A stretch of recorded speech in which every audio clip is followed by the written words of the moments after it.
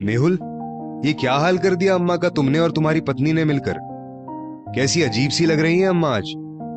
रागिनी एकदम से अपनी मां शकुंतला जी को देखकर चौंकते हुए बोली। हाँ जीजी, आप बिल्कुल सही कह रही हैं। अम्मा तो सचमुच बिल्कुल भी पहचान में नहीं आ रही। कितनी ज्यादा कमजोर लग रही हैं। मेहुल, तुम और तुम्हारी पत्नी अम्मा को खाने पीने को नहीं देते हो क्या? देखो तो कैसे एक एक हड्डी चमक रही है। हमें तो सचमुच तुम लोगों के रख रखाव पर ताज्जुब हो रहा है। बड़ी बहन रागिनी की बात सुनकर छोटी बहन कंचन कहां पीछे रहने वाली थी। अब बड़ी बहन कुछ कहे और छोटी समर्थन ना दे, ऐसा कैसे हो सकता है। इसलिए कंचन भी आग में घी डालते हुए बोली, हाँ बेटा, तुम दोनों बिल्कुल सही कह रही हो। मुझे आजकल बहुत ज्यादा कमजोरी महसूस होती है। कुछ भी खाना पीना हजम नहीं होता। अब मैं क्या बताऊं मेहुल और अपनी सूघड़ बहू के बारे में।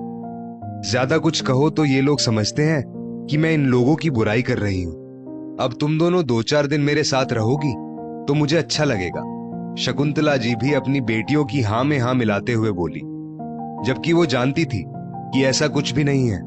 बेटा बहू दोनों ही उनका बहुत अच्छी तरह से ख्याल रखते हैं, लेकिन जब बेटियां मां के पास आ जाएं तो मां को कहां ख्याल रहता है बेटे बहू की भावनाओं का।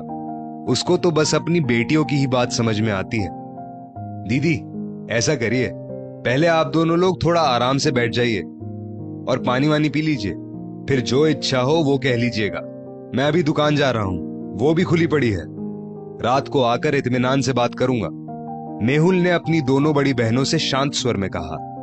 उसको तो इस बात का अंदाजा ही था कि जैसे ही दोनों बहनें एक साथ यहां पर आएंगी, एक एक करके उसकी और उसकी पत्नी नमिता की खिंचाई शुरू कर दी जाएगी। और उस समय अम्मा भी अपने बेटे बहू को उपेक्षित करके पूरी तरह से अपनी बेटियों की ही हां में हां मिलाएंगी। दरअसल इस समय मेहुल दुकान से घर पर खाना खाने आया था। तभी उसे उसकी बड़ी बहन रागिनी का फोन आया कि वो थोड़ी ही देर में छोटी बहन कंचन के साथ घर पहुंच रही है। मेहुल समझ गया कि फिर हर बार की तरह दोनों बहनें कुछ ना कुछ नाटक जरूर करेंगी यहां पर आकर, क्योंकि अब वो उन दोनों का लाडला भाई नहीं, उन दोनों के लिए विलेन जो बन गया था। हाँ हाँ, तू तो सचमुच बड़ा सयाना हो गया है ना। ये मत समझना कि तुम्हारी पत्नी की खातिर हम लोग चुप रह जाएंगे। जो सच्चाई है वो तो कहकर रहेंगे ही। दोनों बहनें मेहुल की बात सुनते ही तमक कर बोली, दीदी, मैं तो बचपन से ही आप लोगों की सुनता चला आ रहा हूं। मेरी क्या मजाल जो आप लोगों के सामने मुंह खोल सकूं। मेहुल ने इतना कहने के बाद चुप रहने में ही भलाई समझी और वो वहां से उठकर चुपचाप दुकान चला गया। तब तक नमिता अपनी दोनों ननदों के साथ साथ अम्मा के लिए भी चाय नाश्ता बनाकर ले आई और फिर सबको स्वयं ही चाय नाश्ता परोसा। लेकिन किसी ने नमिता से एक बार भी साथ में बैठकर चाय नाश्ता करने के लिए नहीं कहा और नमिता झूठे बर्तन उठाकर अंदर रसोई में चली गई। जीजी, खाने में आप लोग क्या खाना पसंद करेंगी? पूड़ी सब्जी या फिर दाल चावल रोटी? थोड़ी देर बाद फिर नमिता ने शालीनता से वहां आकर पूछा, तुम्हारा जो मन करे वो बना लो। हम लोग तो सब कुछ खा लेते हैं, बस थोड़ा मन से बनाना, वरना खाना गले से उतरेगा भी नहीं। दोनों ननंदे लापरवाही से एक साथ ही ताना कसते हुए बोली, लेकिन नमिता मुस्कुराते हुए रसोई की ओर चल दी। दोनों बेटियां अपनी मां के साथ बातों में लग गई और नमिता जाकर रसोई में लग गई, क्योंकि ना तो वो लोग नमिता को अपने पास बिठाना पसंद करती और ना ही नमिता उनके पास ज्यादा बैठना चाहती, क्योंकि जितनी देर नमिता उन लोगों के पास बैठती, दोनों की दोनों नमिता और मेहुल को लेकर उल्टी सीधी बातें करती नजर आती। इसलिए मेहुल ने खुद नमिता से उन लोगों के पास ज्यादा देर बैठने के लिए मना कर रखा था, क्योंकि वो नहीं चाहता था कि उसकी जीवन संगिनी की किसी के द्वारा बेइज्जती हो, चाहे फिर वो उसकी अपनी सगी बहनें ही क्यों ना हो। रागिनी और कंचन अक्सर ही बिना बुलावे के जब देखो तब साथ साथ मायके आ धमकती। रागिनी अपने घर से अपनी गाड़ी से आती तो रास्ते में कंचन का घर भी पड़ता था, तो उसको भी अपने साथ ले आती और फिर दोनों बहनें मायके आकर अपनी अम्मा की खातिर भाई भाभी को बेवजह सुनाती रहती। मेहुल दोनों बहनों से छोटा था, इसलिए दोनों बहनें उस पर अपना पूरा अधिकार जमाती और तरह तरह से उसको और उसकी पत्नी नमिता को परेशान करने की कोशिश करती रहती।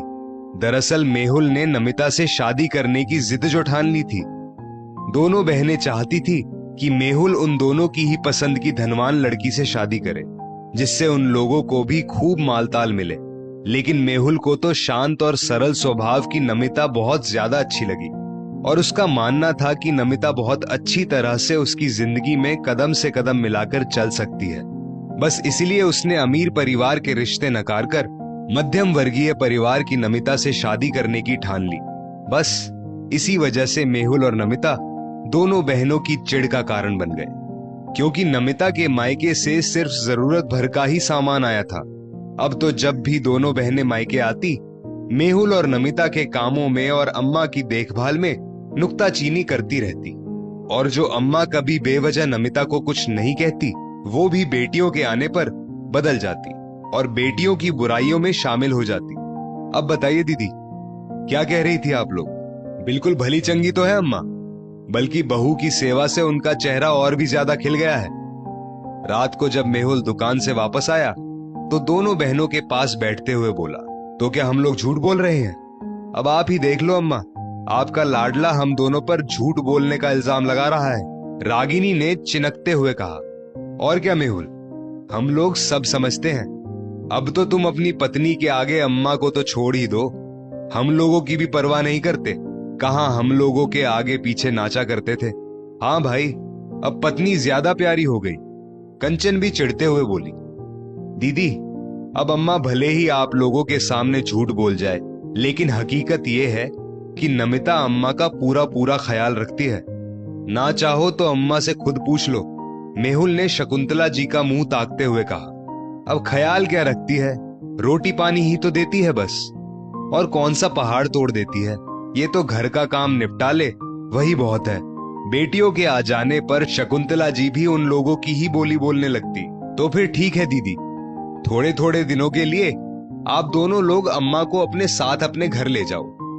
नमिता को भी थोड़ा आराम करने का मौका मिल जाएगा। वो बेचारी अम्मा की वजह से अपने मायके भी नहीं जा पाती, लेकिन जब वो अम्मा की देखभाल ही नहीं करती तो क्या फायदा, कम से कम अपनी इच्छा ही पूरी कर ले।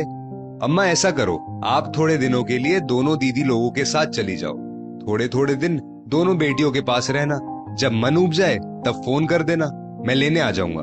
मेहुल ने साफ और स्पष्ट शब्दों में कहा, क्योंकि वो कहीं ना कहीं इन तीन तिकड़ी की बातों से ऊब गया था। अरे नहीं नहीं, ये क्या कह रहे हो तुम मेहुल, हम कैसे ले जा सकते हैं अम्मा को? हमारे सास ससुर की जिम्मेदारी भी हमारे ऊपर है, अब अम्मा की भी जिम्मेदारी उठाऊं? ना बाबा ना, रागिनी घबराकर बोली। उसको तो एकदम से घबराहट हो गई कि कहीं सचमुच अम्मा उसके साथ ना चल दे। हाँ मेहुल, बिल्कुल सही कह रही है जीजी, मैं भी कहां अम्मा की जिम्मेदारी उठा पाऊंगी। मेरे तो दोनों बच्चे पढ़ने लिखने वाले हैं, दोनों के साथ पूरा दिन दौड़ते दौड़ते कब बीत जाता है पता ही नहीं चलता। अम्मा यहीं तुम लोगों के पास ही ठीक है। कंचन भी घबराकर बोल पड़ी। क्यों दीदी, आप लोगों को लगता है ना कि अम्मा की देखभाल यहाँ सही से नहीं हो पा रही है? आप लोग ही अच्छी तरह से उनकी देखभाल कर लो, उन्हें थोड़ा अच्छी तरह से खिलाओ पिलाओ, तो बुढ़ापे में भी उनके शरीर में ताकत आ जाएगी। हम लोग तो सेवा कर ही नहीं पाते अम्मा की।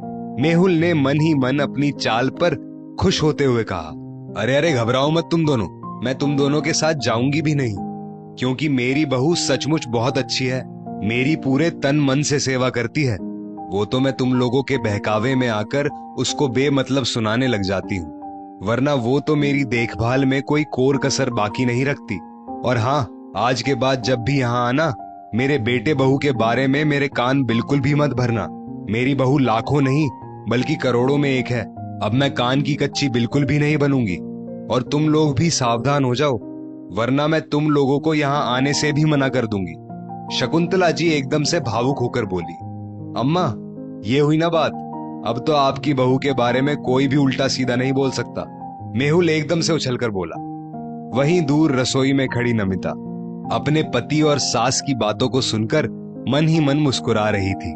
दोस्तों, इस स्टोरी को लेकर आपकी क्या राय है नीचे कमेंट करके जरूर बताइएगा, और ऐसी ही और भी बेहतरीन वीडियोस के लिए हमारा पेज जरूर फॉलो करें।